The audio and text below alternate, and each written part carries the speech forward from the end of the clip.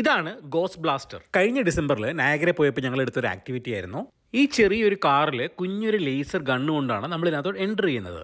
ഒരു ഫാമിലി ഫണ്ടിന് പറ്റിയൊരു റൈഡായിരുന്നു. നമ്മുടെ കയ്യിരിക്കുന്ന ലേസർ ഗൺ കൊണ്ട് ആ അനങ്ങുന്ന ഗോസ്റ്റ് രൂപങ്ങളിലെല്ലാം നമ്മൾ ഷൂട്ട് ചെയ്യണം. അതിനനുസരിച്ച് നമുക്ക് പോയിന്റും കിട്ടും. ഒരു 3-4 മിനിറ്റ് വരുന്ന ഒരു കുഞ്ഞു റൈഡായിരുന്നു. ഇൻട്രസ്റ്റിങ്ങും അട്രാക്റ്റീവും കളർഫുള്ളും ആയിരുന്നു. നിങ്ങളൊന്ന് കണ്ടു നോക്കൂ. നാഗ്രയിൽ ഞങ്ങളെടുത്ത പാക്കേജിൽ എനിക്ക് ഏറ്റവും ഇഷ്ടപ്പെട്ടത് ഈ ഒരു ആക്ടിവിറ്റി തന്നെയായിരുന്നു. ഇത് അവസാനത്തെ ആക്ടിവിറ്റി ആയതുകൊണ്ട് കയറുന്നതിന് മുമ്പ് ഇച്ചുവിന് ഭയങ്കര സങ്കടമായിരുന്നു.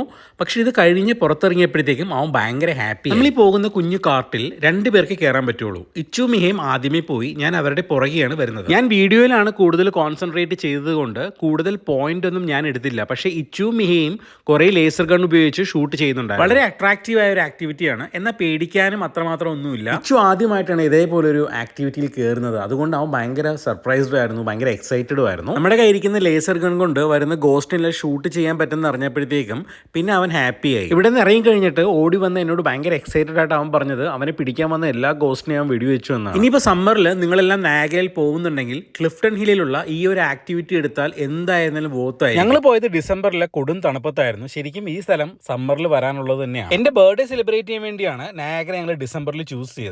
എനിക്ക് ഏറ്റവും ഇഷ്ടപ്പെട്ടത് ഈ ഒരു മൂമെന്റ് ആയിരുന്നു. ഇതിന്റെ ഉള്ളിലൂടെ കടന്നു പോകുമ്പോഴല്ലോ, അത് അടിപൊളിയായിരുന്നു. അങ്ങനെ ഒരു സംഭവം ശരിക്കും അൺഎക്സ്പെക്റ്റഡ് ആയിരുന്നു.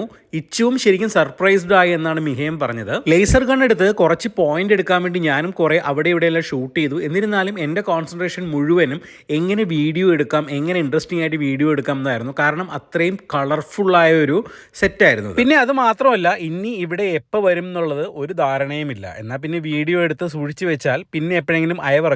കുറേ അധികം ഫ്രണ്ട്സും ഫാമിലി ആയിട്ട് വരുവാണെങ്കിൽ ഇത് അടിപൊളി സ്പോട്ടാണ്. ഇതെല്ലാം കഴിഞ്ഞതിന് ശേഷം ആരാണ് ഏറ്റവും കൂടുതൽ ഗോസ്റ്റിനെ വെടിവെച്ചെന്നുള്ള പോയിന്റിന്റെ സ്കോറെല്ലാം നമുക്ക് എടുക്കാൻ പറ്റും. വെറും 3 മിനിറ്റിൽ താഴെ വരുന്ന ഒരു റൈഡാണെങ്കിലും അടിപൊളി ഒരു ആക്ടിവിറ്റി ആയിരുന്നു. ഈ ഒരു 3 മിനിറ്റ് ശരിക്കും മനസ്സറിഞ്ഞ് എൻജോയ് ചെയ്യാൻ പറ്റി എന്നതാണ് ഇതിൻ്റെ ഒരു ഹൈലൈറ്റ്. അപ്പോൾ ഈ ഒരു ആക്ടിവിറ്റി ഈ ഒരു പോയിന്റോട് തീരുകയാണ്. ഇനി അടുത്ത ഡോറോട് തുറന്നാൽ നമ്മൾ നേരത്തെ കയറിയ സ്ഥലത്ത് എൻട്രി പോയിന്റിൽ തന്നെ നമ്മൾ എത്തും.